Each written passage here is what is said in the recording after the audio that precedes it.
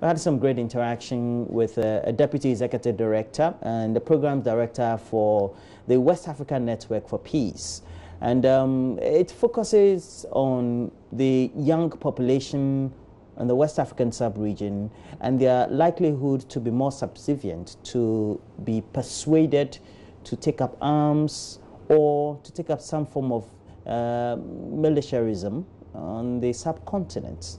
And while we have a certain tendency of a growing number of young people being influenced either because of certain poor variables or indicators that are not doing too well in their economy, either because of poor governance structure or the poor sectors of the economy that they have, etc.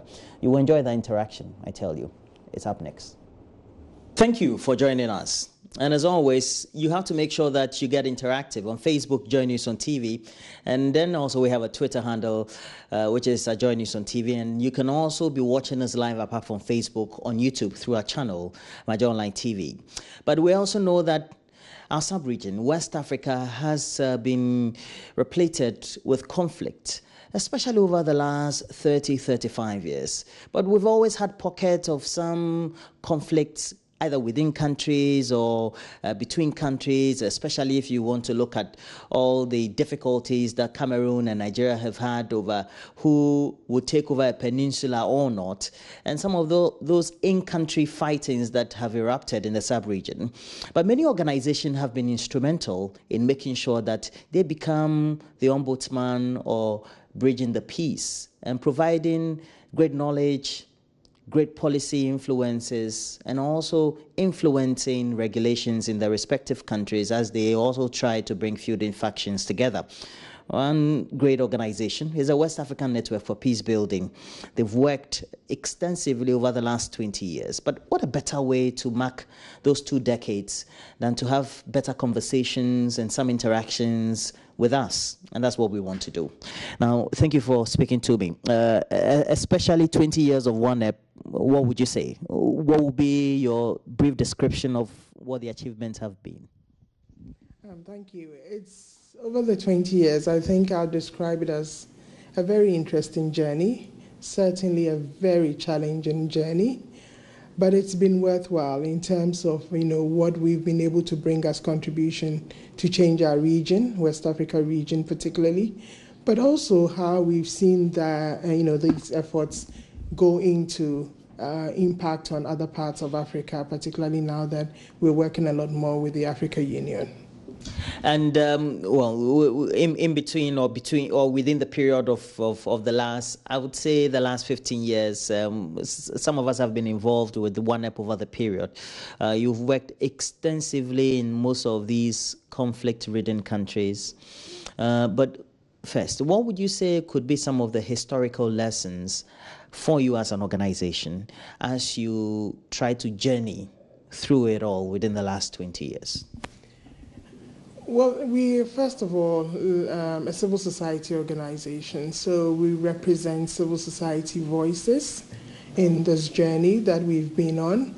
And what we've seen is the growth in terms of civil society's own space and the legitimacy that civil society has. We've seen that growth significantly over the 20 years, and that has led to more engagement, particularly between the state and civil society, but also at the level of intergovernmental organizations at regional level, at continental level, at global level, and civil society. So the space for civil society engagement in issues of peace and security have increased tremendously, particularly when we talk about security. In the past, we all know that security was more the preserve of the state, and it was understood conceptually as a state-centric security. But as we've evolved into concepts like human security, it has also allowed for more space for civil society engagement and citizens' engagement in the security discourse and the security dialogue space. Now let's look at the experiences and what we can pick from what perhaps starts or could be some of the variables that seem to be the triggering point for conflict, either in country or between countries or across the sub-region.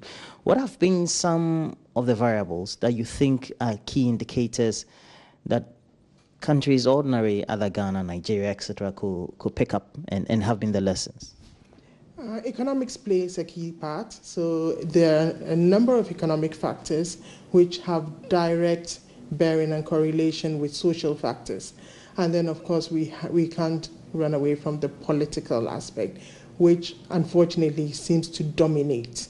And what the political factors do is they ride on the negative or the very poor economic and social indicators that we have.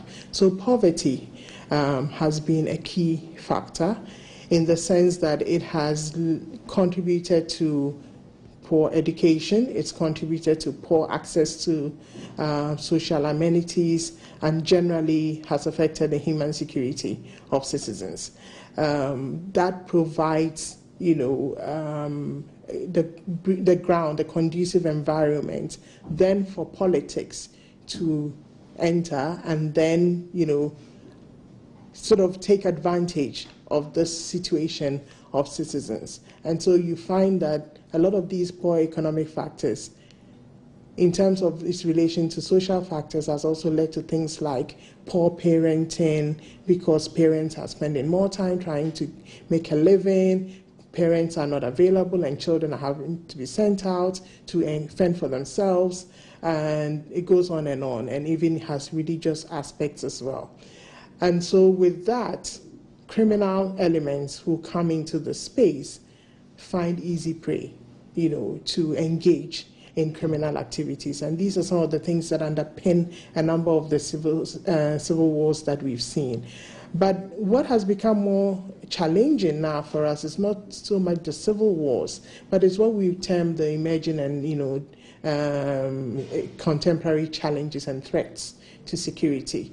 And these are things that are not physical, full-blown wars. However, we see that we have issues of violence at various levels: psychological, physical violence, social violence, that dominates now. And so countries like Ghana, Senegal, that have been termed as peaceful over the years, we find that we are very much faced in these. And at the bottom of all these are the governance deficits that we are facing. Well, it's good. And so now let's zero in. And it's good that you're speaking about the various sectors and the contributory indicators and how the others all play a role. And so we know all these sectors or these indicators would have great influences on young people, a younger generation. And if I remember, the first pictures I saw growing up of any conflict at all were the pictures shown on CNN or the BBC of the Liberian Civil War. They involved very young people, some of them child soldiers extensively. But there should be some reasons why either they could be courted, they could be influenced, or they themselves decide to become part of different sort of conflict. What could be some of those reasons? Well, when we talk about young people or youth, let me use the term youth, it's a very dynamic phase in one's life. It's also quite fluid. It's in the sense that it's a point where one is highly dependent on other duty bearers or the society, as was the case, traditionally. And so you find that the level of dependence is so high. And because the level of dependence is so high, it opens up the space for them. But young people will feel them even more. They're the ones that are likely to be hungry, need healthcare, need education, need a social belonging. One has done over the 20 years. We've come across situations where people have engaged in violence or wars, not necessarily because they were hungry, not necessarily because they were not clothed, but because they had lacked a sense of belonging. And so you find that, people want to join gang groups because they give them that sense of security. And so it goes back to human security. They have that sense of security, of belonging to somebody or something or some cause that helps them to define their identity. Youth is a period where people are forming their identity as well. So what becomes a dominant space of engagement and involvement ultimately then begins to shape your identity. And in that identity is defined some core values, which again are also tied to their psychosocial development. And so they tend to go to these places if that is what is available to them, to feel loved, to feel cared for, to have a sense of worth. And that has been that has been one of the key things, of course, underpinned by the social and economic indicators that we talked about earlier, having to fend for oneself, getting a livelihood, trying to grow up, bring a family up, and so on and so forth. You'll find that when you talk to a number of the young people, in terms of the work that we've done over the years, you find people who tell you, I had to do this because I needed to get money so that I can get married, so that I can be respected in society. So there are also those cultural, issues that of how respect is accorded. So you must be married, you must have children. And so you find that people want these things because that's how they get respected. That's how they feel worthy in society. And so whatever they have to do that, to get that, they will do so. And if with that comes that, sense of being respected, why not? Otherwise, I'm as good as dead. Yeah. And if you get to analyze the global situation, we've had greater influences with the emergence of the internet and its attendant technology, especially over the last 25 years, I should say. How has that played a key role in how young people tend to draw or delineate the lines as to when they have to make the choices with the influences of the politics and the parties within their respective countries and the way they play their roles? Okay, so the cliche is global village. I think, but the question is, what do we mean by global village? I think we tend to refer to it as global village because the concept of village, within the concept of village, we find this other sub-concepts of inclusiveness, again, belonging, identifying. So village comes with common characteristics. Now, on that global stage, unfortunately, what tends to dominate are characteristics that are usually not easily adaptable or wrongly adapted to various contexts, if not guided. And so what happens is that global village means what? We see gang groups, with some kind of fashion, dress in a particular way, a certain kind of music that tends to promote violence. So these are some of the things that unfortunately we have picked up within that global village phase. And so we've seen a growth in a culture of violence. And again, tying it to our context and our politics. And therefore, it presents also a ready market for politicians because violence has become the order of the day to use to win. Because we talk about winning, we see it as a contest. We see everything as a contest. There must be a winner and there must be a loser. And so if I must win, I must bring more force. What does more force mean? Unfortunately, it could also mean more violence, rather than non-violence. And so you've seen more of that happening in terms of engaging young people to be political actors, fighting for political actors, either for elections. Now, we're dealing with vigilantism. How did it start? I mean, the concept in itself, and be vigilant and look out for one another. Be vigilant so communities come together. We want to deal with society in terms of violence and, theft and so robberies and so on and so forth. Finance is everything, human resources. And then see how we can protect ourselves in support of the state that has that primary responsibility.